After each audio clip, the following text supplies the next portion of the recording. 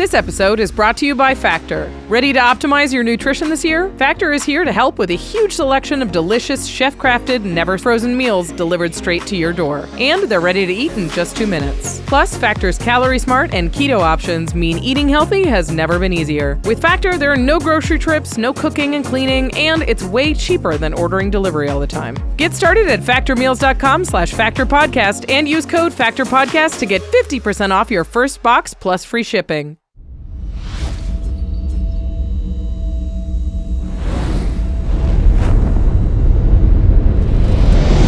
Greetings, humans. You have entered the Command Zone, your destination for all aspects of Elder Dragon Highlander. Enjoy your stay. Take me out to the ball game. Take me out with the crowd. Buy me some peanuts and Cracker Jack. I don't care if I never get back. Root for the home team. If they don't win, it's a shame. Cause it's 1, 2, 3 strikes, you're out at the old ball game.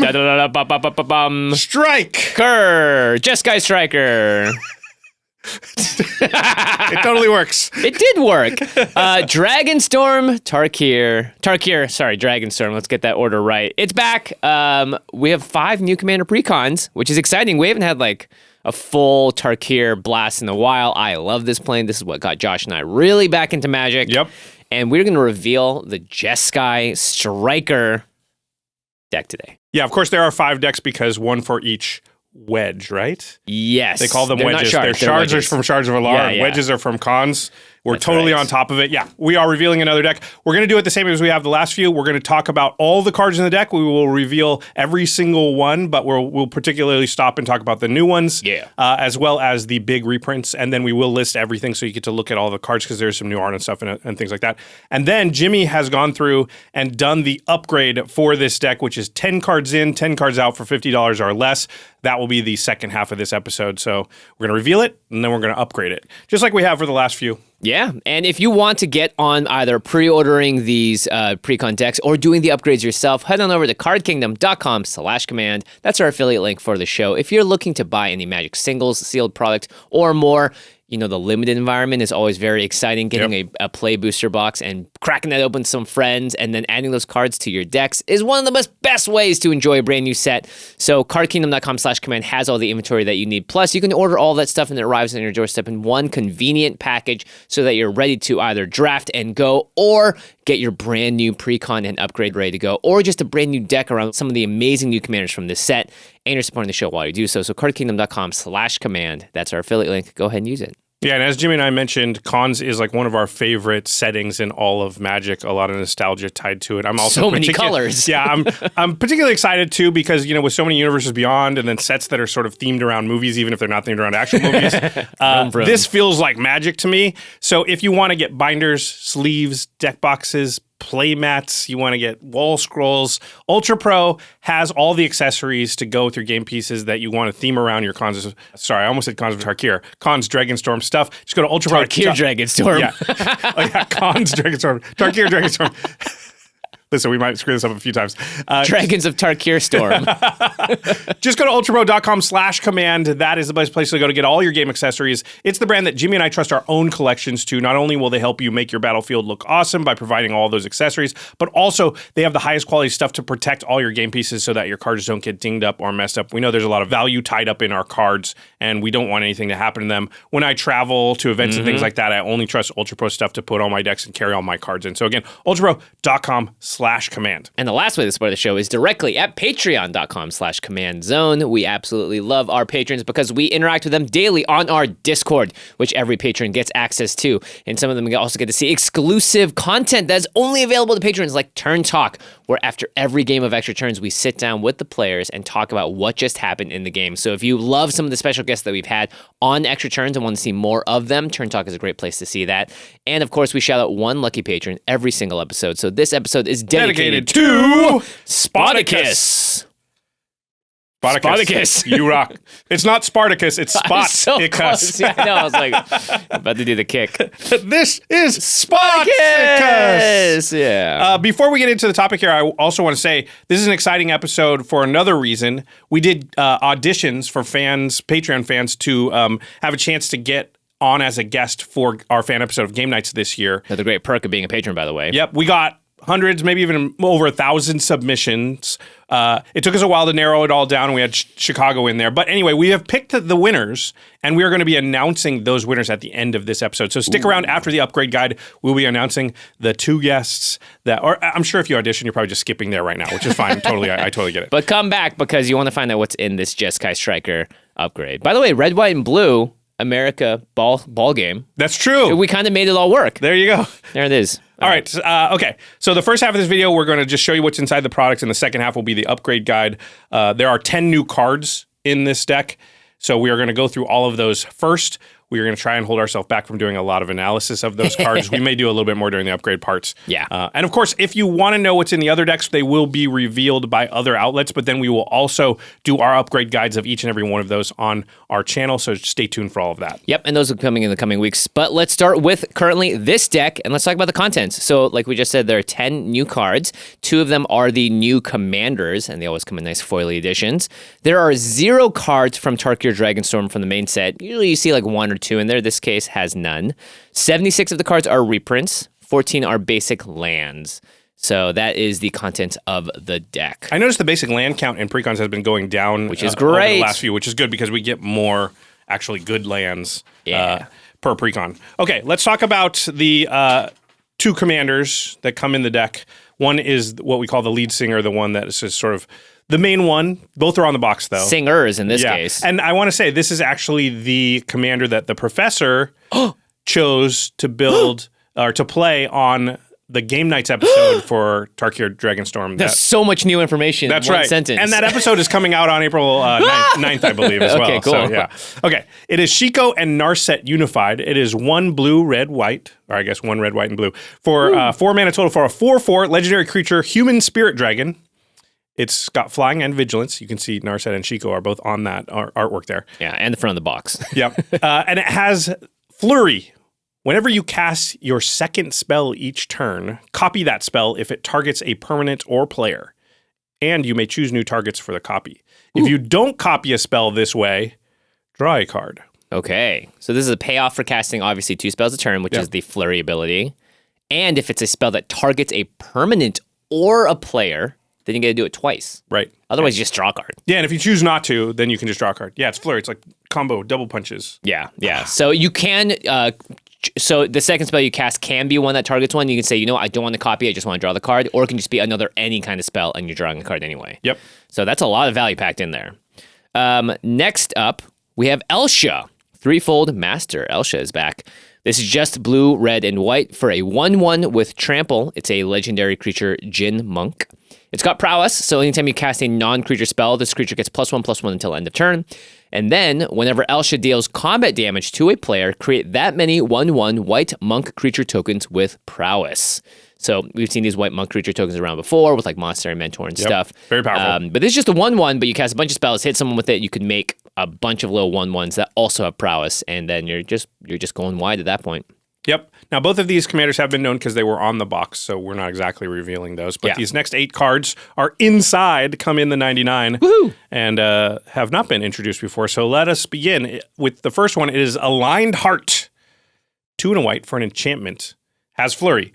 Whenever you cast your second spell each turn, put a rally counter on this enchantment. Then create a 1/1 white monk creature token with prowess for each rally counter on it. Okay. So the first time you cast your second spell with this out, you'll make 1. Then you'll make 2. Then you'll make 3. Yeah. Yeah. A little Assemble the Legion, but... have to be casting spells to do so. Yeah, have to be casting spells. And they're monks with prowess, which is better than just 1/1s. Yeah, that prowess adds up. Yep. Next up, we have Tempest Technique. It's kind of got some Shang-Chi going on there. Yeah, or it looks a little Kaladin. Yeah, there you go. If anybody reads Way of Kings and Brandon Sanderson. Yep. 3 and a white for an enchantment aura with Storm. Storm is back. So it says, when you cast this spell, copy it for each spell cast before it this turn. You may choose new targets for the copy. Copies become tokens. So this is an enchantment aura with Storm. And it says, enchant creature you control. Enchanted creature gets +1/+1 for each enchantment you control. So if you cast one spell before this, you get 2 Tempest Techniques. If you cast 2 spells before this, you get 3 Tempest Techniques. They can all go on different creatures. And they'll all give +3/+3 if you have no other... 3. Yeah, no other enchantments. Well, there's something called the Storm Scale, which is Mark Rosewater's scale of mechanics that are sort of the most broken. He calls it the Storm Scale because it is among the most broken mechanics ever made, and you have to be very careful with it. Yeah. So I'll just say that about this card. It has Storm. It has Storm. Storm is back. Yep. All right. Wait, Dragonstorm. I get That's true. There had to be at least some Storm cards. Yeah. It's not Khan's Dragonstorm. It's Tarkir Dragonstorm. So get that right. All right. The next new card is Adaptive Training Post. It is 2 and a blue for an artifact. Whenever you cast an instant or sorcery spell, if this artifact has fewer than 3 charge counters on it, put a charge counter on it. And then you can remove 3 charge counters from this artifact. When you next cast an instant or sorcery spell this turn, copy it, and you may choose new targets for the copy. Cool. So this is a repeatable kind of fork. Of course, you got to get charge counters on it to do it. Fortunately, this deck can do that. Yeah. All right, next up we have Transcendent Dragon. 4 blue for a 4/3 dragon with flash and flying. So it's a 6 mana 4/3 flash flyer. When this creature enters, if you cast it, counter target spell.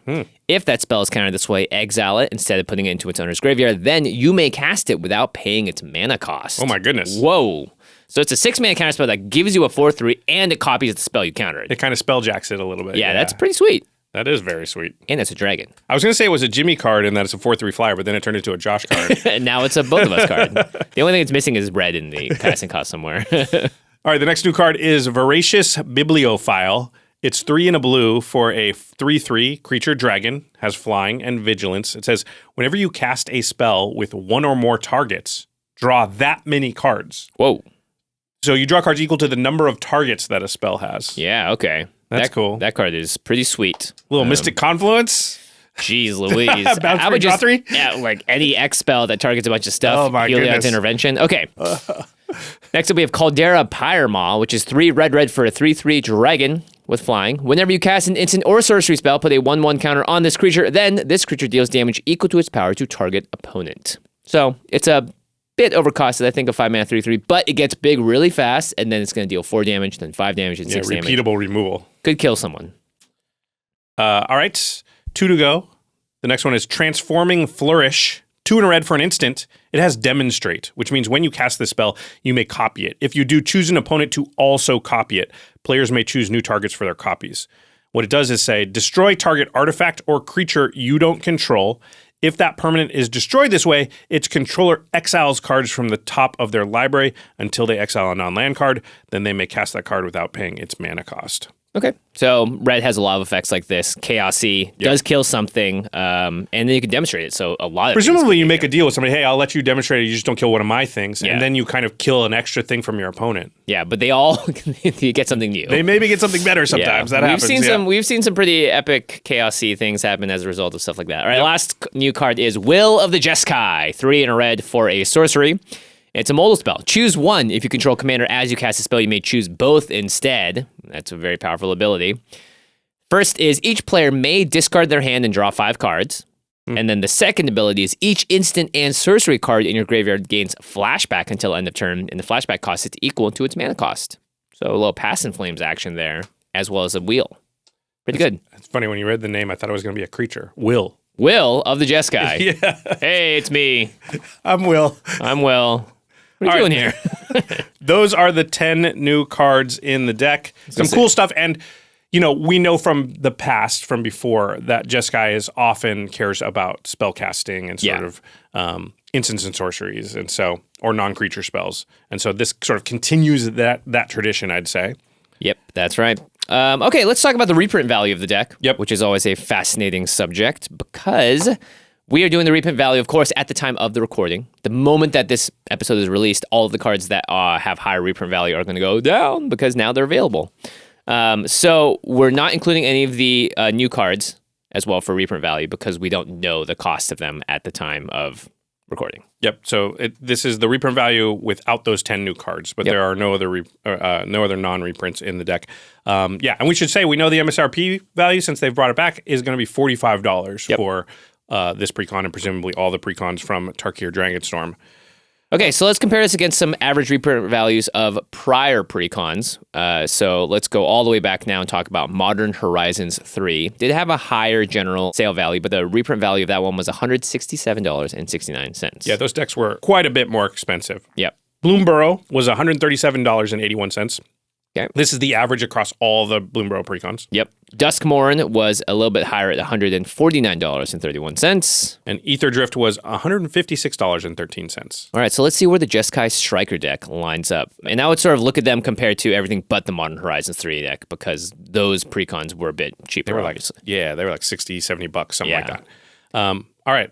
Drum roll, please. Jeskai Striker comes in at $138.25. Okay, so that is a little bit above the Bloomburrow, but below Duskmourn and Aetherdrift. You know, it's not low, but it's definitely not high. Yeah, I mean, of the last few sets, it is, pretty close to the lowest. Yeah. So, I think it's acceptable. We used to see decks, sometimes under $100 in reprint value, which not so seems great. unacceptable. So this is, I'd say, still good if you're measuring it against like the last few years, but not that great if you're measuring it against the last, 1 year. Yeah. So you're not necessarily, I would say you're not going to look at this deck as like super high in reprint value. It may be more about the new cards or the fact that you enjoy the commanders and all that. And the play style. Another way we look at this is what we call bang for your buck. So how many sort of dollars in reprint value do you get for every dollar spent on the deck? And that kind of controls for things like the Modern Horizons 3 decks being more expensive. Yep. And when we look at on that axis, Modern Horizons 3, your bang for your buck is about $2.29. Yeah, much lower than the other ones here because, again, the cost of the Precon was a lot higher. Bloomburrow was up at $3.06. Duskmourn was $3.32. And Aetherdrift at $3.47. So it kind of follows the same trajectory as just the reprint value from the decks. Yeah, and that's because decks have cost about $45 for a while now. And the Jeskai Striker deck is $3.07. Yeah, so actually very identical to the Bloomburrow reprint value, which was only above like a dollar here. This is 1 cent above what Bloomburrow was here. Yeah, and I think we can just say it's on the low end. Yeah. It just is. It's not a home run, Josh. It's more like a single or a double. Or a walk. Or a walk. Oh, man. I guess bunt would be worse than that. I don't know. They're the same. You just get on first base. You just get on first? Yeah. Who's on first? Anyway? Yeah, I think Sabermetrics would say those are all the same. Yeah. Okay, let's talk about the notable reprints. And we're just going to run down the list of cards that are $5 or more, and there are 6 of them. Yeah. All right, so the first one was $9.50 until I said its name. Right now, it's Varen, Voice of Duality. Yeah, this card is pretty busted. Yeah, this is a deck I played on game nights once a long time ago. And never again. Yeah, it is a stormy type of a deck, and again, it was $9.50, so pretty good reprint. Next is a Josh favorite and a me favorite. It's Narset's Reversal. Very, very powerful sort of bounce counterspell. Bounce Steel? Steel, yeah. They get it back, but you get it first. Yeah, this card, I don't know why it doesn't see as much play anymore. I think it's a little bit feel bad sometimes, but it feels like in the current climate, it's totally fine. Arcane did not. They get the card back, right? Yeah, so exactly. Okay. Yeah. Play more Narset's Reversal. It was $9 though? Yeah, maybe we can reverse the pattern on it. By the way, new art on this Narset's Reversal. Oh, yeah, I didn't even notice. It's Narset. Yeah, that's very cool. We're back on Tarkir. All right, so the next one was $8.50. It was Lier, Disciple of the Drowned. This card's insane. Yep. Again, almost $9, $8.50. Yep, and then just under that, $8 was Archmage Emeritus. So just another Magecraft card, draws you a ton. This is a staple card. You see it all the time. All the time, yeah. It ends up drawing people 5, 6, 7, 20 cards or whatever.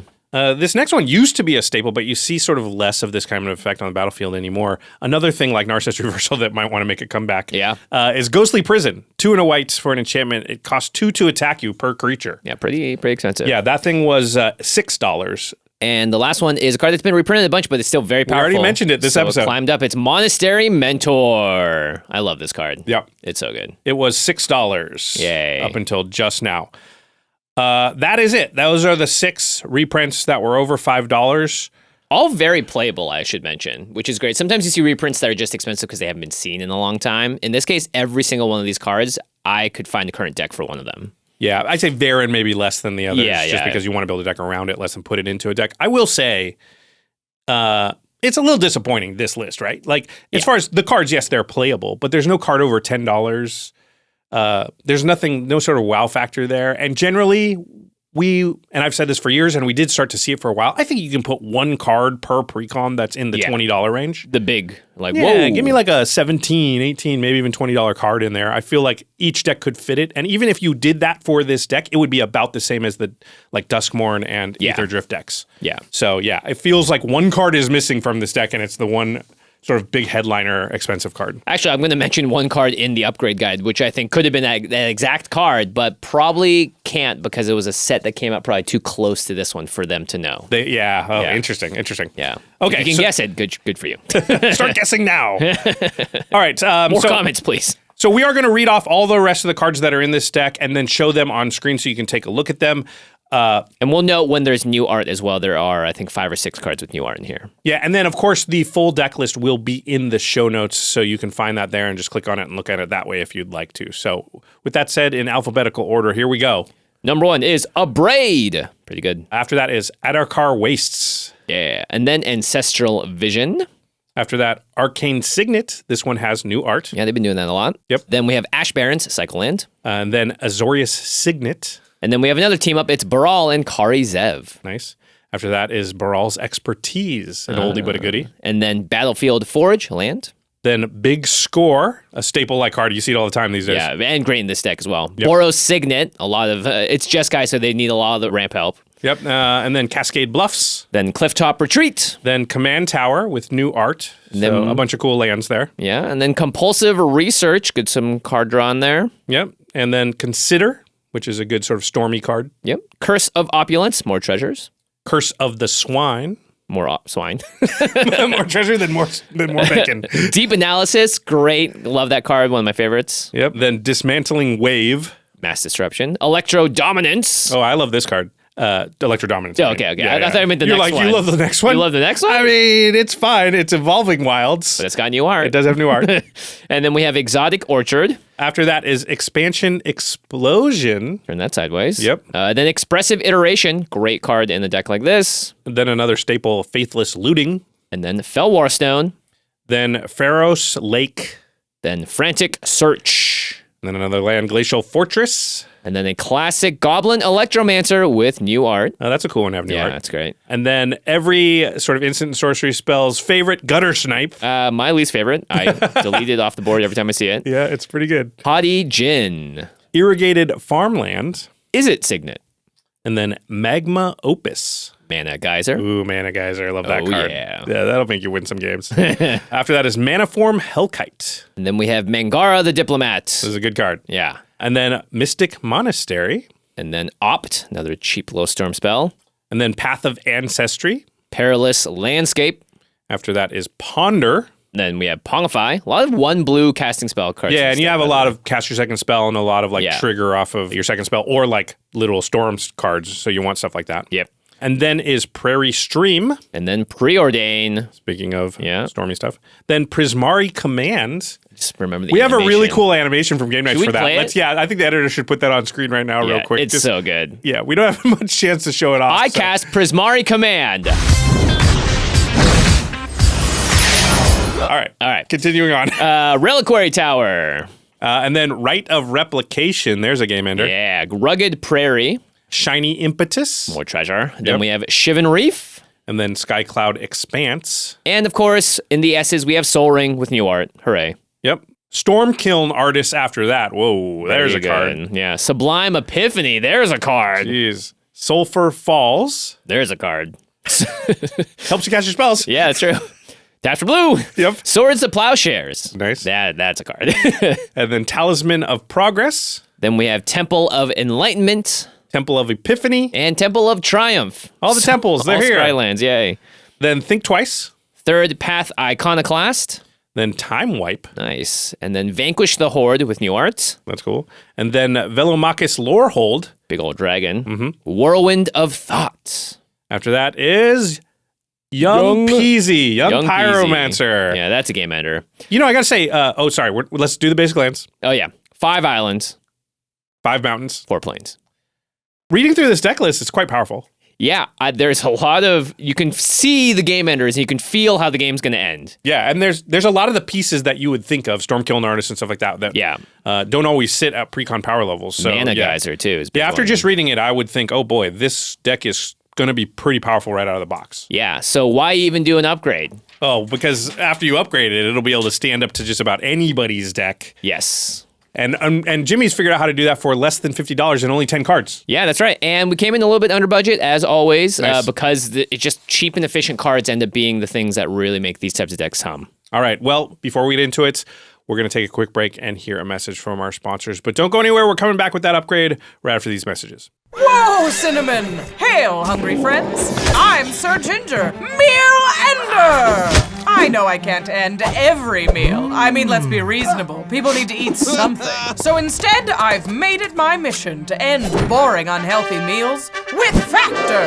They deliver fresh, never frozen meals that are ready to eat in just 2 minutes. No more harrowing journeys to the grocery store or grueling trials of cooking and cleaning. Each Factor meal is delicious and dietitian approved, making them the perfect companion to your personal health quest. And with over 40 options each week, spanning from the keto to the calorie smart, you won't have to settle for the same cookie cutter cuisine day after day. My favorite is the ground beef and thyme cottage pie for a delectable and hearty feast. And you can trust my opinion on food, for you may not know this about me, but I am food! Eat smart with Factor. Get started at factormeals.com/factorpodcast and use code FACTORPODCAST to get 50% off your first box plus free shipping. That's code FACTORPODCAST at factormeals.com/factorpodcast to get 50% off plus free shipping on your first box. Sorry I'm late. I had to re-sleeve. Oh, your decks are looking cool. Oh yeah, I've been loving this new Mana 8 line from Ultra Pro. These Apex sleeves are literally the best shuffle feel I've ever had. And it keeps my cards safe while repping my favorite color, red. I'll do you one better. I'm showing my devotion to my favorite color, white, with the Alcove Edge deck box. Ooh. It's got the symbol on the front and also a cool stylized interior pattern. Nice. But I think I got you both beat. I've got the Apex sleeves, the Alcove deck box, the padded binder, and this sleek stitch playmat, all in my favorite color. Josh, that's green. You play blue? But with this setup, they won't know that ahead of time. They'll see this big, bold tree, and they'll think Josh has turned over a new leaf. Yeah, you're not fooling anyone. People will know. Everybody knows you play blue. No, they don't. Hey Murph! Yeah? What color is Josh playing? Blue. See? Yeah, but he didn't even see all my stuff. Keep your cards safe and stylish with the Mana 8 accessory line from Ultra Pro. Choose from 6 stunning designs that let you show off or disguise your favorite colors in Magic, all while keeping your collection secure and protected. Go to ultrapro.com/command to get your hands on their premium Apex sleeves, along with deck boxes, playmats, binders, and more. Support the show and rep your colors with Mana 8 at ultrapro.com/command. Hi there, I'm Renma, Creaking Nest, but you can call me Friendma because all I want to do is make bird tokens for everyone. But once I've made my tokens, I've got to sell them, and I'm no salesman. I'm a scarecrow full of birds. That's why I use Shopify. No one does selling better than Shopify. They've helped me in 2 or more types of ways. Using Shopify has really helped my business grow, letting me sell my tokens all over the world, instead of just to my opponents. Plus, with Shopify, I get the #1 checkout on the planet with ShopPay, which helps me turn more bird browsers into bird buyers. In fact, Shopify is the business behind the business for many successful companies, including the Command Zone and Allbirds, who, despite their name, foolishly don't sell birds at all. But the fact remains, businesses that sell more sell on Shopify. Because Shopify is for the birds, in a good way! Upgrade your business and get the same checkout we use. Sign up for your $1 per month trial period at shopify.com/TCZ, all lowercase. Go to shopify.com/TCZ to upgrade your selling today. Shopify.com/TCZ. Aha, Psych Rift. Yeah, this deck feels like a 3. Updating your decks? No, I'm just sorting them into commander brackets. Oh, just use ARCHIDEKT. It's the easiest way to get an estimate of your deck's bracket. Plus, you can click the number and it'll lay out the reasoning. It takes things like tutors, extra turns, and land destruction into account, and game changers are all clearly marked. It even recognizes 2-card combos. See? It's saying your deck is actually a 4. It'll be a 3 if you've got Ristic Study. Huh. Okay, 4 it is. ARCHIDEKT is the best place to browse, brew, and check your deck's commander brackets. Just go to archidekt.com/command zone to get started. That's ARCHIDEKT.com/command zone.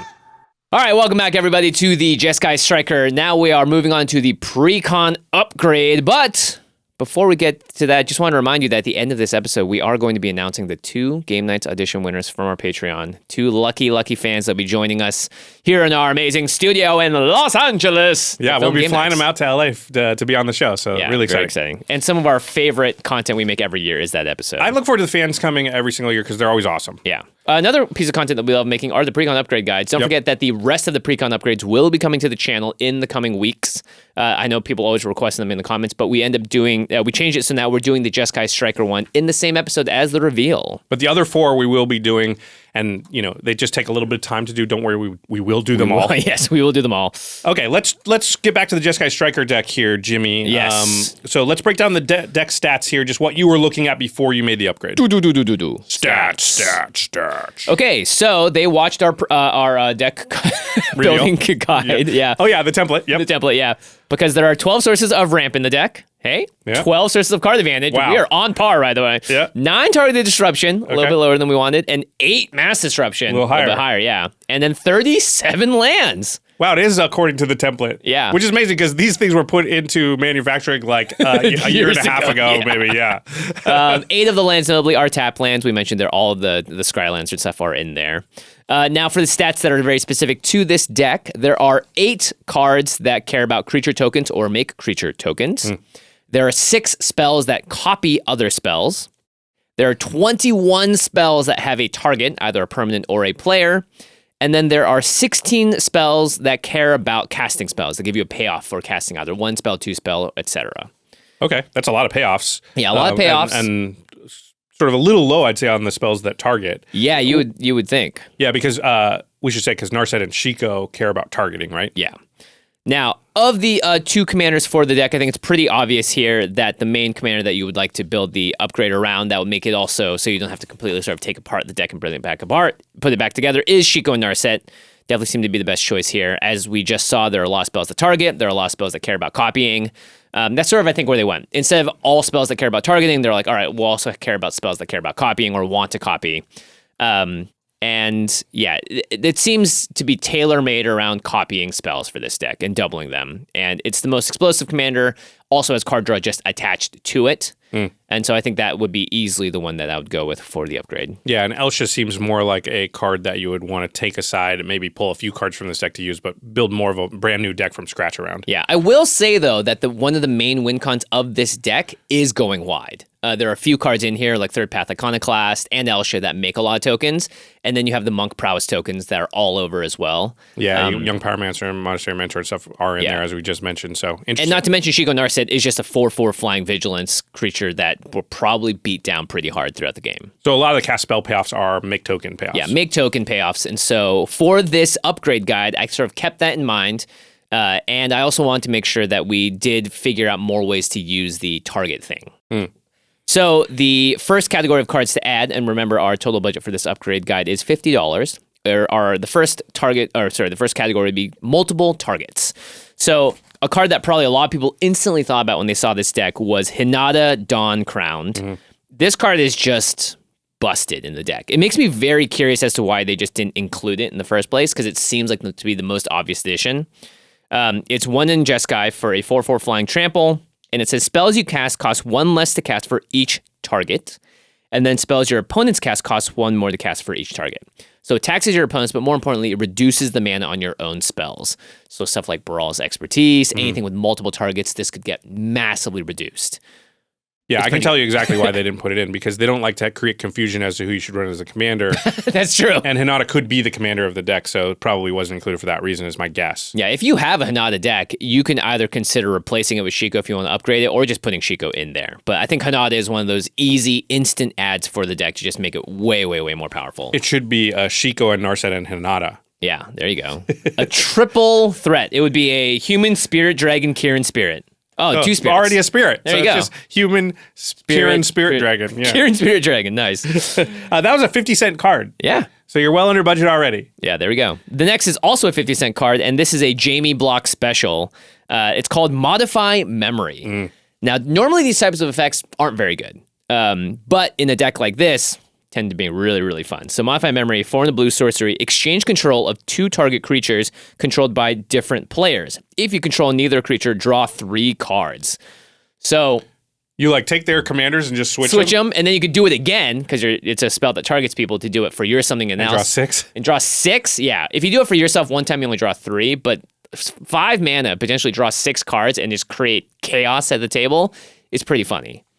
Yeah, often just switching commanders, like just having somebody's commander be on somebody else's board makes it way less powerful. Like the commander's only good because their entire deck's built around it. And so a lot of times if I'm like, I just take that from Jimmy and give it to Rachel, it's not scary anymore. So yeah, that's a very strong card. Yeah, the only thing about this card is that sometimes it creates a complete pause in the game as you go, hey, I'm going to do something, and I want to make sure that we have some deals as a result. No one gets angry. And so it could be a long discussion. Somebody's going to be angry. Someone's going to be angry. Yeah, it's kind of hard to get around anger with this one. But yeah, you could also say, hey, do you want that? If I give it to you, will you not attack me with it? Yeah. Okay. I also didn't tell you I was going to take something of yours and give it to them. But hey, you should have better lawyers. Next up is a kind of a Josh card and kind of a me card too. It's a pet card of mine. It's Reality Spasm. Yeah, it's a cool one. So this is X blue for an instant, and it says choose one, tap X target permanents or untap X target permanents. Now, when you cast this and you choose the targets, when you copy it, you have to have the same copies. So you can't basically choose one time to tap something and choose one time to untap stuff. It has to be all tap or all untap.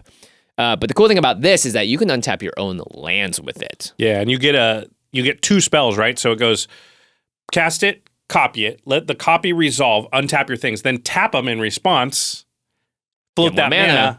Now untap them a second time. So you can, normally this is like mana, it's mana neutral unless you have, something that taps for more than 1 mana. But in general, it's not great to untap your own lands for that reason. Yeah, but you have all these signets in this deck. Sweet. You have a ton of lands, so you have a lot of stuff that you can tap and untap. At instant speed, just have double the amount of mana that it looks like you have. Yeah, you cast an op and then you boom, Reality Spasm, and then boom, you do something with another huge X spell or whatever it is.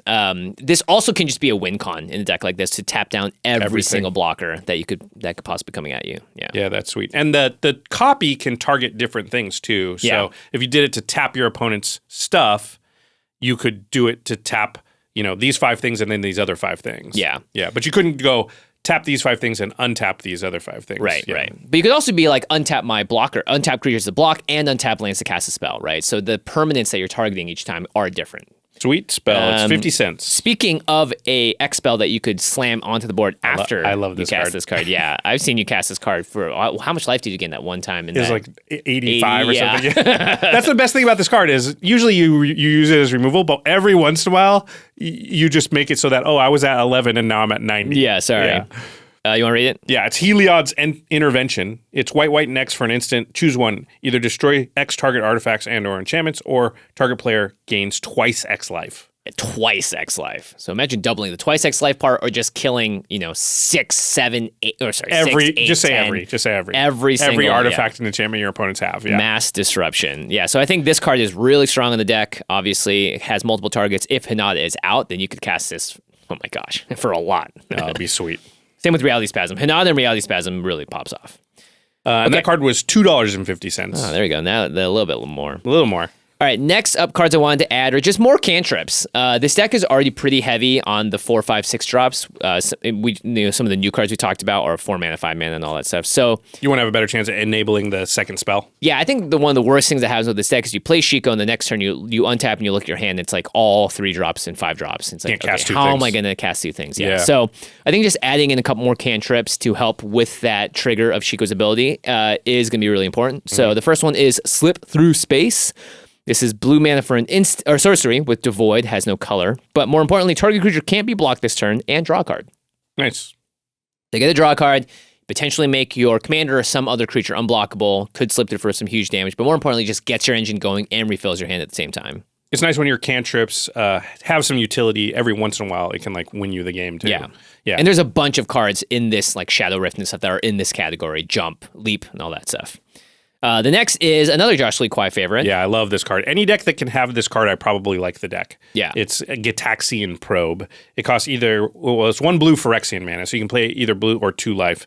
For a sorcery, it says, look at target player's hand, draw a card. Yeah, so this is a free first spell if you want it to be, and then it enables that second spell cast. Yeah, and I don't really think you care too much about what's in someone else's hand, but it can be really important if you're playing against a control player and just need to know what's going on, because very rarely will someone try and counter a Gitaxian Probe. Yeah, I would say that's one of the things I love about Git Probe is like early in the game it's an enabler for the second spells, but later in the game the utility of knowing what's in other players' hands actually does come into play, especially when it's like, I want to make a move, I want to know if you're going to be able to try and stop it. Yeah. So I can look at your hand. Or also like, I want to tap out. I'm scared of this one player though. Let me look at their hand and see if they've got a win. Yeah. Or something that's, really bad where I shouldn't tap out. So it actually does come into play more than you think that looking at people's hands. Yeah. Now, both these cards are sorceries. I would say... I will say also, Git Probe targets, right? So it does Yes. have the chance to like trigger a bunch of stuff that targets. I totally knew that when I put it in here. It seems like the perfect card for the deck. It was $4.50. Yeah. Sorry, I didn't mean to interrupt you. Go Slip ahead. Through Space also targets. Yeah. But I said both these spells are sorceries. Now, if you care more about instants, there are a lot of other cards that you can put in Cantrip World, again, like I said earlier, that are instants.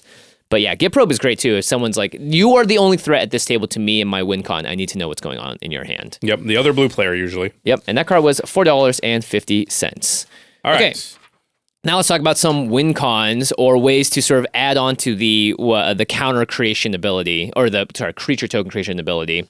The first is another Josh Lee Kwai favorite and a Rachel favorite. It's Emrakul's Messenger. Rachel turned me on to this card, I'll be real. Yeah, it's real good. It's only 25 cents. It was a great uncommon in the set. It's 1 in the blue for a 2/1 flyer, Eldrazi Fairy Rogue. Whenever you draw your second card each turn, create a 0/1 colorless spawn creature token that has sack this creature, add a colorless mana. You can kind of think of it as, in some ways, a Stormkiln artist. Not quite as explosive because it will only trigger once each turn, but it gives you a mana rebate. You think of the spawns, but they also could block and you could do other things with them. Yeah. As you said, one of the win cons of the deck is tokens. Yeah, so just having a lot of stuff out is really good, especially when you pair it with this next card. And by the way, you're going to draw a second card each turn so many times in this game with the cantrips and your commander. Yep. A lot of times your first spell is a 1 mana or 2 mana spell that draws you a card just to enable that second cast. And getting Emrakul's Messenger out early is great compared to Stormkiln Artist, which sometimes is clunky to try and find a spot for that 4 mana card, and then you want to spell on top of that.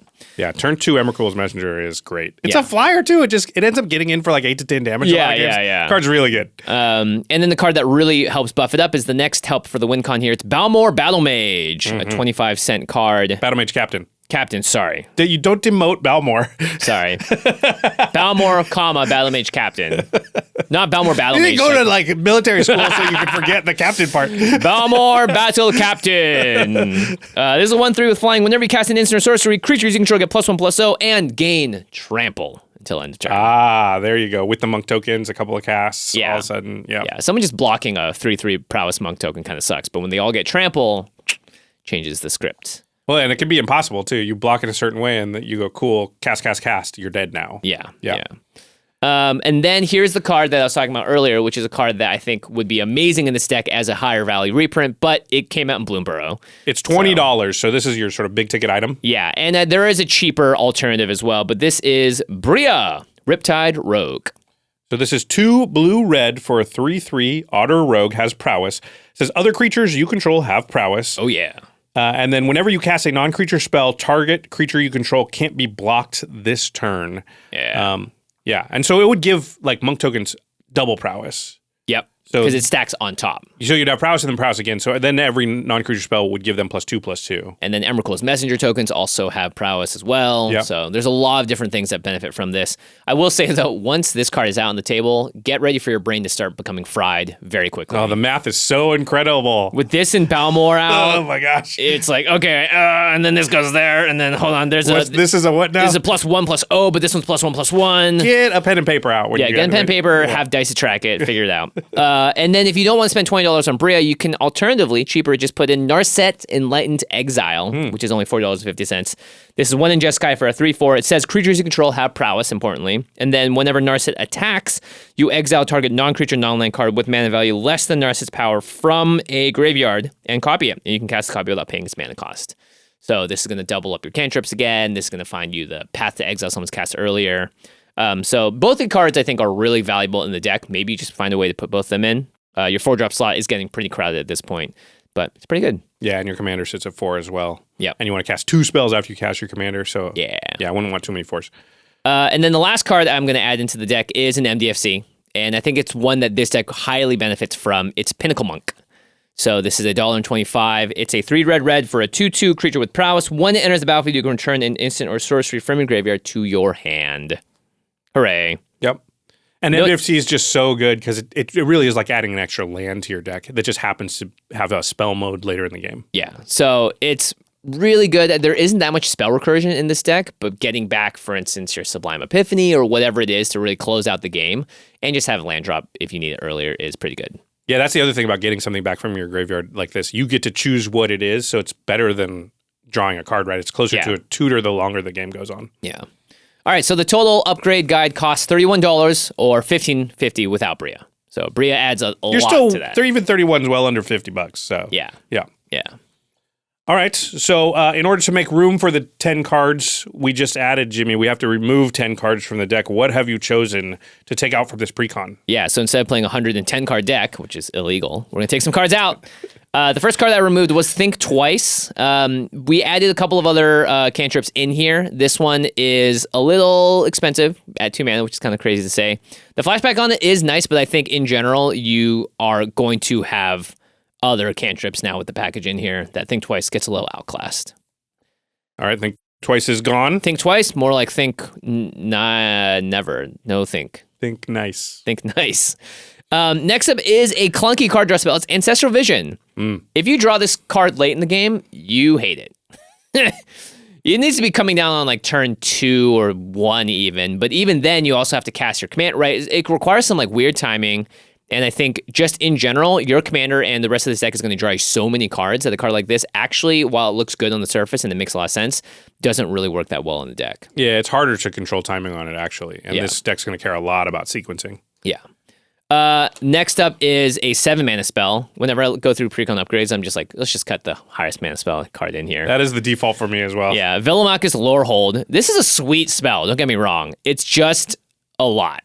And I think when you have 7 mana, you'd much rather be double spelling instead of just casting one big beater. That's what I would say is the deck is predicated on casting your second spell. Yeah. So for the most part, I don't think you want very many cards that cost a lot of mana on their own because it's really hard to cast another spell with a huge 7 mana dragon, right? Yeah. You'd have to have a Git Probe or a Ponder or Consider. And these cards are already hard to cast. You don't want to add 1 mana to their cost, you know.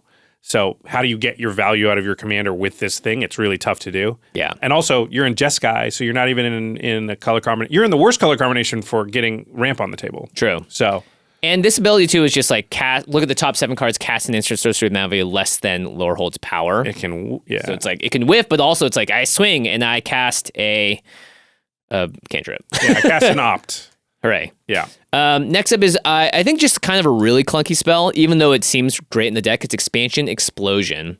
So on one side, it's just blue, red for a copy spell with mana value 4 or less. So you can't even copy the really sweet stuff. And then the other side is Explosion, which is blue, red, X, deal X damage to any target, then target player draws X cards. Interesting. I would think the fork would be really good, though, because it counts as your second spell, but then copies your first spell. Yeah, forks are good, and maybe I'm wrong about this cut, but I've just seen cards like this sit in hands for a long time and just not have the effectiveness that you would love. Now, this one may be a controversial one. It was actually really hard that I found to cut cards from this set because it is pretty well built, but I said Gutter Snipe could come out. Wow, I'm surprised. Yeah, it was either going to be Gutter Snipe or this Caldera Pride Maw, which is one of the new cards, but I don't love cutting new cards because they're new cards and people want to play with them. Both of these are basically cards that deal damage to opponents. And I think Gutter Snipe is one of those cards that, in my play experience, does not kill players as fast as it kills you, if that makes sense. Because they get scared of it, and then they're like, well, I can't kill that, I have to kill you. Yeah, or they just instantly delete it off the board. Now, I think Caldera Pyromaw could be the easier cut because it's a 5-mana spell that is very obviously going to just start nuking people really hard with damage. But both of these, I think, are in a deck where I'm trying to build it more towards the go wide fact is something that I think is more fun. But, of course, it was very hard to cut cards from this deck. Yeah, I was going to say, reading it, I noted how powerful it was. And this, just on first glance, looked like a hard deck to find cuts from. Like, it looks very well built right out of the box. Yeah, even Think Twice, I was like, oh man, don't love It's a good card. You're cutting Twice. good cards here, but you have to. Gutter Snipe and Think Twice are going, but that just tells you how good the deck is. Yeah, and I ended up cutting a Plains because we put an MDFC in. I was like, sweet, easiest cut of the deck. Next card is Vanquish the Horde. Did we cut a land from the Precon? For an MDFC, notably, for an MDFC. We're still not at the 38 lands, though, that Rachel has suggested for the deck building template. She's going to come down here and yell at you. Yeah. Next up, we have Vanquish the Horde. Now, I don't think in a deck that's now trying to go wide that a board wipe like this is exactly where you want to be. And the deck is actually kind of high on mass disruption. Yeah, it had 8 pieces of mass disruption, so Yeah. losing one makes sense to me. Yeah, and yeah, you're going to want to create a lot of tokens. And Time Wipe, I think, is a better board wipe if you are going to save keep something something. in there. Yeah, you got to save something in there. Next up is, where is it? Tempest Technique. So this card is interesting. I think it's better in the version of the deck that wants to build This around is the Elsha. Storm Aura one? Yeah, when you Storm, you enchant a creature, you get +1/+1. I think it's a little clunky, and how many copies of this do you need to be really happy with it? 3? Oh, to me, this 100% comes out of this deck because it actually wants to be in like an Enchantress deck or something that cares about like number of enchantments. Nothing else in this deck is creating a bunch of enchantments, so It's probably better with Elsha as well, this which is is a trying plant to be. to me. This is a plant for other decks that they just could justify putting in this deck, but Yeah. definitely should be coming out. Yeah. Yeah, it's not like it does nothing here. It's just you don't get max. If you put 4 of them on your commander, it's kind of funny. But how? You have to cast 3 other spells than that? Yeah. The next card I wanted to cut is Transforming Flourish. So this is the 2 in red instant with Demonstrate to destroy an artifact or a creature you don't control. I just think these types of spells often play out much worse than they look. And I've had a lot of experience with Chaos Warps and Game Nights Lives recently and stuff. And almost, I'd say now, before in the past, it would be like, cool, Chaos Warp, sweet. But now it feels like Chaos Warp backfires on you 70%, 80% of the time. Well, the virtue of Chaos Warp is that it hits any kind of permanent type. Yeah. And Red has a really tough time dealing with certain permanent types, but it does not have a difficult time dealing with artifacts and creatures. So it's artifacts and creatures. Yeah, right? artifacts and creatures, yeah. Yeah, so this card, you don't need to run that high variance of removal. You can have just things that just kill those things. Yeah. If it got rid of enchantments and Oh gosh. yeah, That's not and happening. lands or something that's hard for it to hit, There's a for little red bit to more hit, merit then you there, would think more about it because red, but you have white in this deck, so you don't really need to do that. But yeah. Yeah. Also, it says something that you don't control, which a lot of times, there are red spells that will Chaos Warp stuff that is your own stuff. Oh, yeah. So that Why you can does it build say your you don't deck- control? Because even when you make the copy for your opponent, it's them that doesn't control, so it doesn't even Right. protect. Doesn't It's protect not like, your hey, stuff. I can give you this spell to destroy something, but you can't target my thing. Yeah. Weird. Yeah. Yeah. And the opponent gets to copy it as well, and they can choose new targets for the copies. Yeah. And then the next card I wanted to cut was Shiny Impetus. So this card, I think, just doesn't play out that great. It was a creature +2/+2 in Goad, and it makes it goaded, and they make treasure tokens, but a lot of times late in the game, the creature just dies, can't attack anything without dying, and it's just really awkward, I think. It's way overcosted. If this thing costs 1 red, you might think about it. Yeah, Curse of Opulence, by the way, is much better version of what this card is trying to do, I think. Yeah, and I think this just comes from a bygone era where they just didn't, they're testing things out and they just kind of costed it incorrectly or wrong, or, the game's moved at such a speed that, you can't afford to do that. Yeah. And then the last card was a Plains, because we added an MDFC. Maybe it should be a mountain, because the MDFC is a mountain. I don't know. But I can't cut a mountain from a deck. But no, honestly, this deck was very hard to cut cards from. I looked over it 5 or 6 times, and I was like, I could have just gone the route, by the way, of just cutting Adaptive Training Post or Aligned Heart or any of the cards that are the new ones that I just don't know how they play. But Drafting Adaptive Training Post seems better the more 1-mana cantrips you put into me. Yeah. Or maybe Voracious Bibliophile, because it's just another 4-mana card. If you're looking at the curve of this deck, it is pretty heavy on the 4s. But I don't love cutting new cards because we don't know how they play. It's a fun chance to experiment with it. I think to your own taste, if you find that these cards are too clunky or they don't work with this version of the deck, then they should be easy trims. Well, the great news is if you buy the Precon and you swap in 10 cards like this and take the 10 out of the Precon, you own the cards you took out, and you can always be I'm going to add that one back in. It's not like you don't have it. You're like, oh, cool. I'll swap this in and that, or this back in and this other thing out. Yeah. You can, You might find that Gutter Snipe is the way to go. Yep. All right, let's talk about how the deck plays. Oh, one last thing about Gutter Snipe, actually, is that I think Gutter Snipe is way better in the deck that is almost all spells and very few creatures. Yeah, I'd say a Guttersnipe's best home is when like your deck at least has a chance to like string together like 9-10 spells sometimes. In the same turn to kill someone. Yeah, there's like a Mizzix Mastery or something in there. So it is a win con. It's going to do incremental damage for a while, and then somewhere around turn 10, 11, 12, you have some like big haymaker. You're going to Mana Geyser and a Mizzix Mastery or something. Yeah. By the way, don't do that. It'll give you a headache. But I'm just going to cast 20 things in one turn. Yeah. Yeah. Don't will. It's will of the Jeskai this time. Yeah. Will is giving us all headaches. Thanks, Will. All right. How the deck plays. So we actually got to see this play in game nights, and I think it will play pretty similarly, which is you're going to want to spend a lot of mana. Yeah, they won't have seen that yet, but also he built a deck from scratch. So from scratch. Yeah. But with the same commander, but it's kind of around the same thing, which is like you want to pump out as much mana as possible into your turns and be really, really efficient and making sure that you tap as, I think like using all your mana every turn cycle is extremely important for a deck like this. And that's why, it's going to be difficult to play. This is definitely a difficult deck to really master. It's true. It's why I was kind of surprised when Prof chose it as his deck for What do you mean? I was like, really? That seems complicated, man. Yeah. I think you can't overplay your hand either as well. Like something that will scare a lot of people and get you in a bad spot is playing out everything, having a turn, and then everyone's left alive and you went going, okay, that can't happen again. And it doesn't matter how much you try and convince them that your hand is empty or that you ran out of gas, you'll just be the target of a lot of aggression. Because a lot of times this deck wants to tap out and swing with all its creatures, and so you're kind of left defenseless. Your commander does have vigilance though, right? Yeah, I believe it does. It doesn't? It's flying. Maybe not. Am I reading it? Yeah, no, it doesn't. Okay. Yeah. So you do at least have your commander up to block, but yeah, I think in general, if you cause yourself to become too much of a threat before you're ready to really cement in the win, you're going to get attacked. Yeah, I think a lot of problems people have when piling a deck like this is they sort of over-deploy payoffs. Yeah. And so they go payoff, and then when I cast one spell and these 9 things are going to happen, and everyone's like, but I see all the payoffs and I know you've got spells in hand. So a lot of times you have to be kind of cagey. One payoff, play a thing, get the thing, but it's like, pretend like you're still searching for other payoffs and like, yeah, I'm doing a little bit. I'm making 1 monk every time I do something. But if you play like 3 things and you're like, the next spell I cast, I'm going to draw 17 cards, make 27 monks. I'm going to pump them all by everything 12. in the board. They're like, I see all that. I kill you. No, yeah. I kill you or I kill that stuff. Yeah, this deck is very weak to a single path to exile in your commander. So it has Sublime Epiphany to protect it. Yeah, 6 mana. Narcissist Reversal? No, they just recast it. Yeah, there you go. Dang it. All right, to the listeners, what do you think about the Jeskai Strikers deck? Striker? Yep.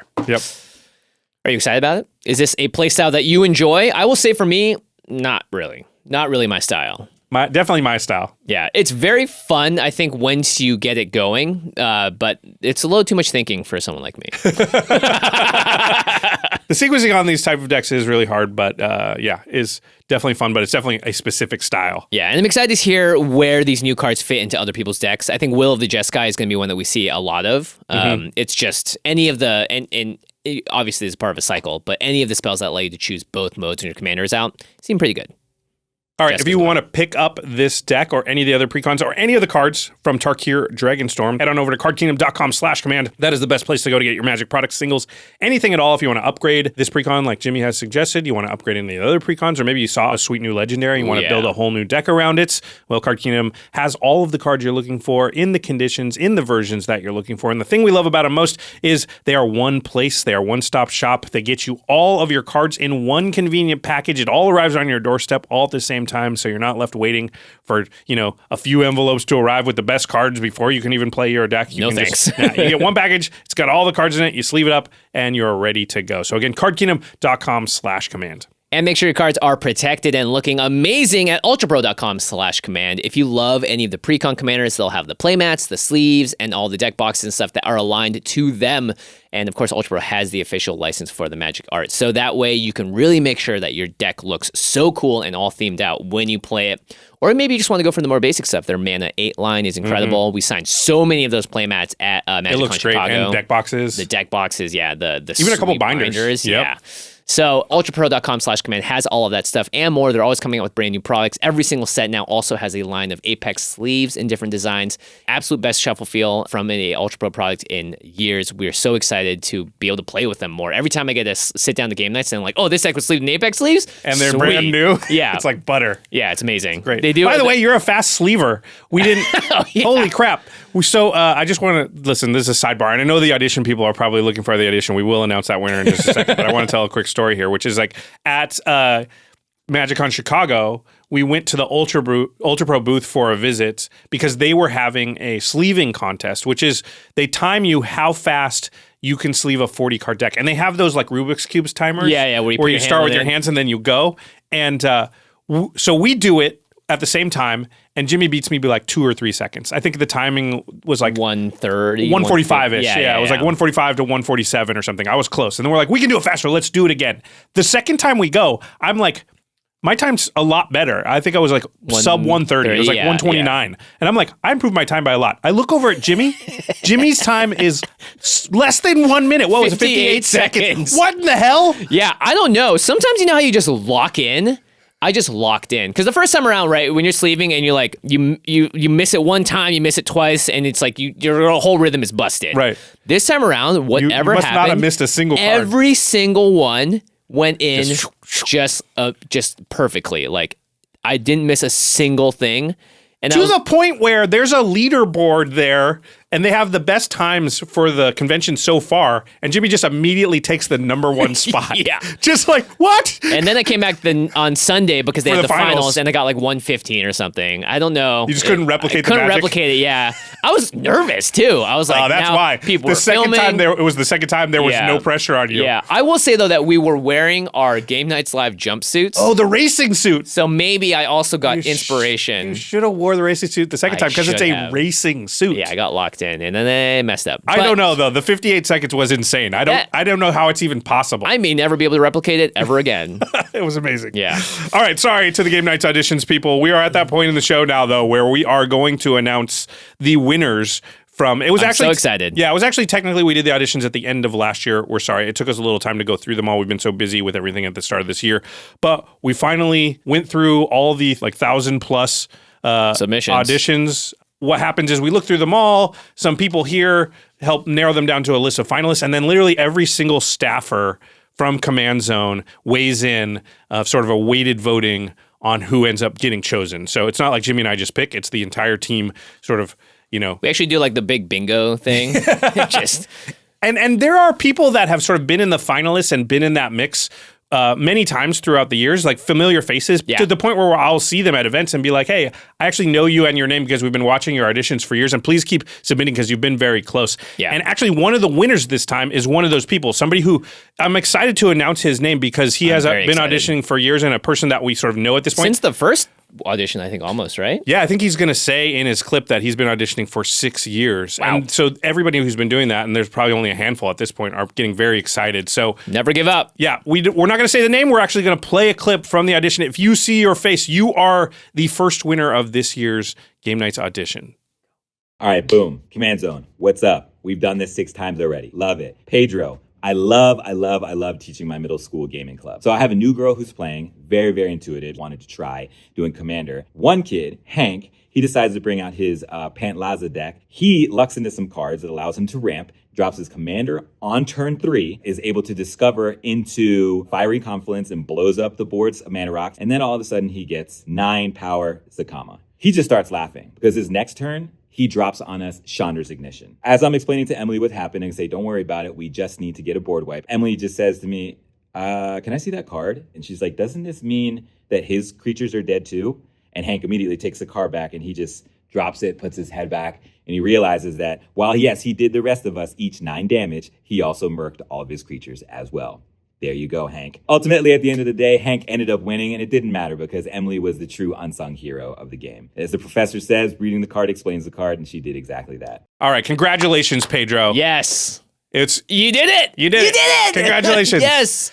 And we just saw Pedro as well at MagicCon Chicago. Yeah, we literally ran into him. And at that point, I didn't know that he had won yeah. because we hadn't finished the process or anything like that. And like we said, it's not like we choose. It's a voted voting thing around the office. Yeah, I'm so excited to get Pedro to film with us. We've known him for so long now, and we've seen him at so many events, so it's really, really exciting. Yeah, Pedro actually is a teacher and runs a gaming/magic club at his school, and we have supported that gaming club from time to time over the years by just sending them products and things like that. So Pedro, a really upstanding member of the community, and going to be really exciting to finally have you on game nights. Okay, right. But we do choose 2 winners. 2 people. Yeah, so there is a second Game Nights audition winner. And, without further ado, let's just play the clip. Hi, my name is Zephyr Wright. Hello, Command Zone team. Hope your day is going well. I've got a story about a game I really love to tell. I know that lyrics to a song might be a bit dramatic, but I really want to win, so I'm gonna let you have it. Jimmy, artist to artist, I know it's not unthinkable. Rachel, check me out. I'm playing Brasty in Singapore. And Josh, let's not forget you. I wouldn't know how to. In this game, I'm about to get a whole lot of value. Now I'm starting to gain some traction. My fingers getting warm, so they get the engine started, Captain Land and Restorm. Then our wrath hits the board, something coming we all knew. So I deploy my little buddy skeleton crew. Army keeps growing, opponents feeling dread. Skellies on the ground and flyers overhead. Knockout player on my left, knockout player on the right. And I was 1v1 versus Wingress. I think I win this fight because he's got 3 blockers with littler ferocity, and I've got a board with a shared animosity. But to my surprise, a heartbreaking twist. My opponent's been holding back, a constant miss. I'm caught in a corner. This fog won't let me pass. And if I can't turn this around, my brass is grass. We're both top decking. Can I find a way through? I mean, I'm chipping at his life with my lightning read crew. By the grace of Sheldon, I find my showstopper. I draw the card that's gonna save me. Grim Captain's Locker. Now it's time to dig and bring Ari to tears as I escape my secret weapon.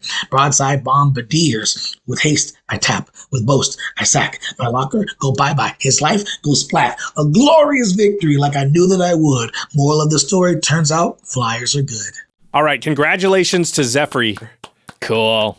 Really cool audition. Yeah, I'm just so excited. The pairing this time around, we used to only do 1 winner. Yeah. And so once we started doing 2, all of a sudden it was like this cool, the chemistry between them. So that is something I'm super, super excited about as well. Yeah, so I want to say that there was a ton of great auditions, and every single year it's very, very hard. And we kind of get to, there's a lot of people that could be chosen and would be great on the show. And, we only have a couple of seats. So if you auditioned and didn't get it, don't be discouraged. It's nothing about you. Like we said, Pedro has been auditioning for 6 years, and finally this was the year, for whatever reason, that the staff voted him in. And that could be you next year, whether you're auditioning for the first time or you've done it for years and years and years. I would just encourage you, Jimmy, you know this as a person that's auditioned for a lot of things. Oh boy. Yeah, auditioning's tough because it's mostly no's, but then eventually if you keep doing it, you will get that yes. So I just want to encourage everybody out there. We're going to do an extra turns audition again for guests on that probably, and we will do game nights again. So please keep trying, and I love watching the auditions. Just everybody in our community is so great. Yeah, and congratulations again to Pedro and Zephyr. We will be contacting you soon over email, so be on the lookout for that. Yeah, we're going to get you out to LA. Start going through your decks and tuning them up. Yeah, figure out what you would like to play and potentially bring to the show. All right, that's going to end it for this episode. Before we go, a big thanks to our team here at the Command Zone. Pedro and Zephyr should definitely thank all of these people. Oh, yes. Rachel Kendra, Karina Cruz, Sebastian Salazar, Gaurav Galati, Jamie Block, Jordan Pridgeon, Jake Boss, Eric Lem, Josh Murphy, Manson Lung, Christopher Matista, Evan Limburger, Sam Waldo, and of course, Rachel Weeks. All right, everyone, thanks so much for watching the Jeskai Striker episode. Remember, the other Precon upgrades are coming soon to the channel. Yep, we are going to be covering all of Tarkir Dragonstorm from every which way, so make sure that you hit that subscribe button, and we'll see you soon. All right, bye, everyone. Peace!